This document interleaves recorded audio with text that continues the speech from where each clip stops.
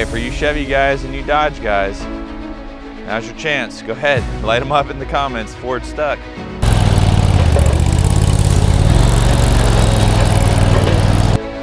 No, you're in reverse, honey. You gotta be in drive. Yeah! Good morning, guys. Welcome back to the Harlan Project. It's about 51 degrees this morning in Central Florida. We are at the tail end of February. Last night, I made a doozy. It's something I've been dealing with. I got my truck stuck in my own backyard. Sorry for the sun there.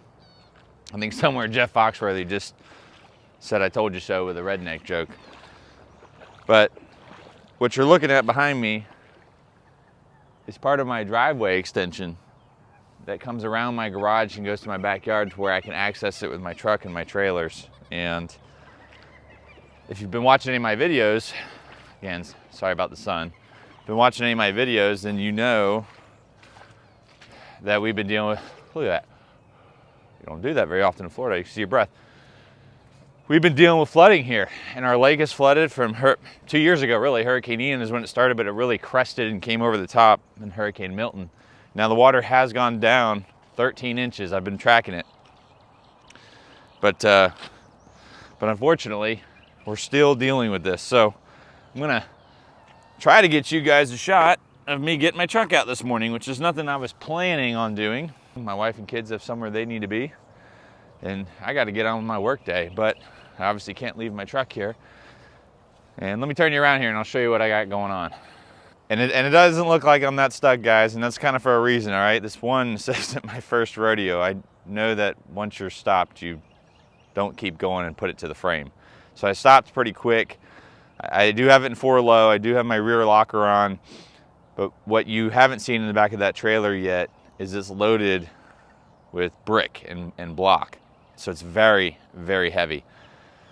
So I'm all caked up here. Just to give you an idea, look at the front footprints I'm leaving. So this stuff is just slick, snotty muck that I'm in right now. And I shouldn't have too much suction going on these rear tires because they're just not that buried, but this did happen last night. So I did just leave it. As you can see in the back, this thing is loaded with, I guess what would have been some type of brick veneer that they were chipping off the front of a house here.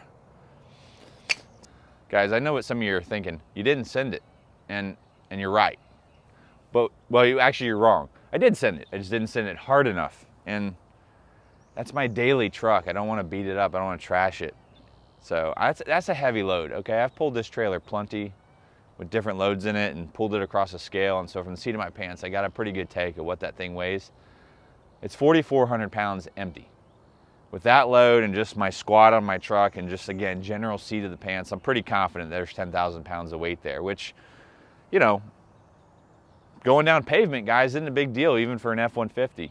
As much as I kid about Chevy and Dodge, it's really not a big deal for those trucks either. It's just not these days. For a heavy-duty truck, it's nothing. Trying to tow this thing through mud, slick mud, it's a problem. It's a real problem. And I know there's some of you F-250 guys out there, or you heavy-duty truck guys like, oh, you need a diesel, you need this. Those trucks are so friggin' heavy with stock tires on it. Those trucks will get stuck in wet grass. I don't even want to hear it. What? Bro, what are you talking about, man? And don't even get me started on Jeep guys who pull trailers. If you're a Jeep guy who pulls trailers, knock it off. It's so ridiculous. Guys, Jeeps are better at off-roading. I used to have one. I know this is a controversial topic. I know I'm getting ready to get hammered, but I don't care because I know I had them both. I had a jacked up Jeep, okay? Big tires, good suspension, lockers. I think it would have 513 gears in that thing. That thing would crawl through mud, would crawl over rocks, would crawl over. It was so much better off-roading than my pickup truck, which has a lot more motor, okay? I had a little kitty cat motor in that Jeep. Didn't matter, I didn't need it. Pounds per square inch to the tire, get down to 10 PSI. I didn't have bead locks, so I wasn't less than that, okay? 10, 12 PSI. And you just crawl through things. You don't need a whole bunch of motor. You don't need a ton of wheel speed. It's great to have. We could get into the weeds if you want, okay? But now try to put a trailer on that thing with squat with that lift. Oh, come on. That thing shouldn't tow 500 pounds. So if you Jeep guys are telling, knock it off. Get a truck. You truck guys, you heavy duty truck guys, you're off-roading. You're making it with wheel speed, okay? But don't think that you can off-road like a Jeep. You can't. You can't. Trust me. I know I'm frustrating some of you right now. You can't, okay? You got to hold my soda type of attitude when you're making it, okay? This is family-friendly show, okay? So we're doing sodas. All right, guys, I'm having fun with you guys. I know some of you guys are going to get frustrated by that. That's okay. Don't take life too seriously, man. Laugh it off. All right, let's see if we can get this truck out. We're going to start small with a four-wheeler. I'm pretty sure I could recruit some help here. Now, this is kind of like taking a knife to a gunfight, at least with respect to weight. But I didn't bury it to the frame, so I'm hoping just a little help will get it going. Try to back it up kind of straight in front of the truck. There you go. Just come straight back a little bit more. Right there, that's good. All right. Can I put it in four-wheel drive? Yeah, put it, exactly. Good job, four-wheel drive. Guys, if you watched my video of my skid steer moving my trailer, I made a comment about wanting to keep my truck clean. And I'm sure some of you guys thought I was kidding. Now you know why I wasn't kidding. These are soft shackles. I'll put a link for them in the description below. I think I got these for less than 20 bucks on Amazon. They're rated for 30,000 pounds. I have been using these for years, and I've towed out full-size vehicles. I've snatched full-size vehicles with a bubble rope, and they've held up. We have a bunch of them. The kids know how to use them, so they're totally safe. Spend the money, get these. You shouldn't be using D-rings. I mean, there's a time and a place for D-rings or shackles, whatever you want to call them, but for the most part, you can do just about everything with these soft shackles. Okay. All right, still in 4 low. Got my rear locker on. Let's see if she's got a little giddy up here.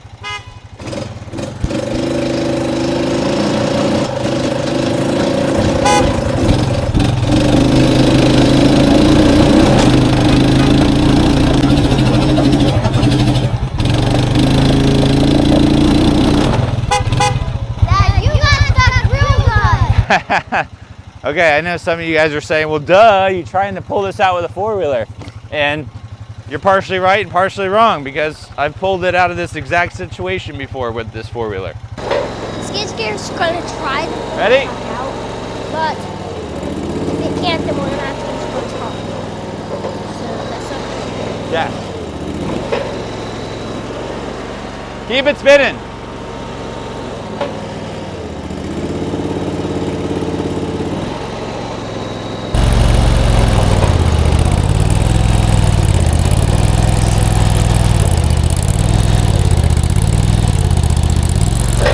All right, so you can see my front tire is not spinning, guys. That's the difference between having diff locks and not.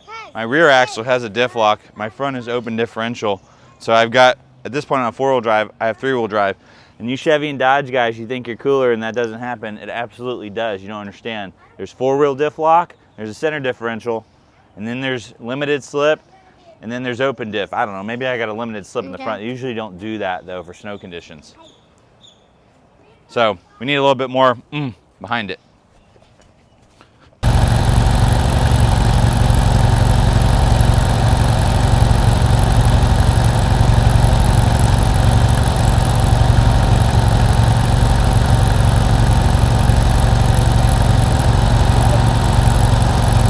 Hey buddy, go ahead. Go.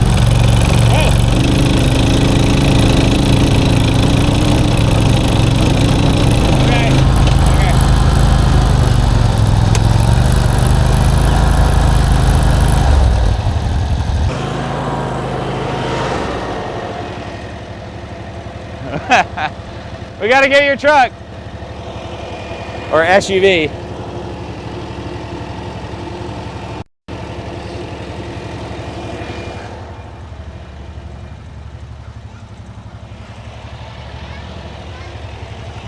Dad, Dad, you should call somebody who has a Jeep and then he'll come over and then get your truck out. All right, guys, I got the big Bubba rope on, and I've got a fixed strap so I don't get muddy. in between here. The other two do have stretch. I'm just gonna The reason why I've made this so long is my wife's car is two-wheel drive, and I'm trying to get her where that grass is at, where the ground's a little drier and a little harder, so we have a chance here. So, let's see if we can get it this time. Go, Mommy. Go, Mommy. Oh, that was close. That actually worked pretty good. All right, that was good. Just come on back. Come straight back. You moved. Mom, Hey, you Jacob. moved it. Jacob, Yeah, it's gonna work for sure. hold on. Jacob, Yeah? come here and pull that strap out from Mommy's car. Hey, babe, this time, can you hear me? Okay, this time, I'm gonna back you up a little further and just try to get a gentle start so that you don't spin, and then once you get momentum, then you get in the gas. Dad, is that good? That'll be good. That's gonna work. I saw it. Yeah. You moved it. Go. Yeah. Go. Yeah. Yeah. We're going to PE.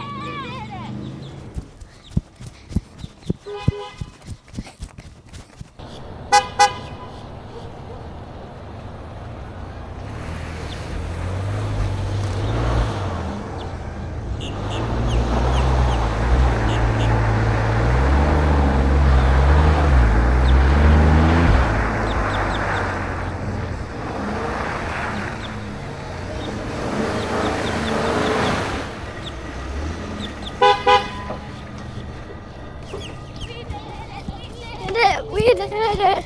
Woo! Super Mom. Hey, come on, you gotta work with the tools you have. And I admit that was for fun.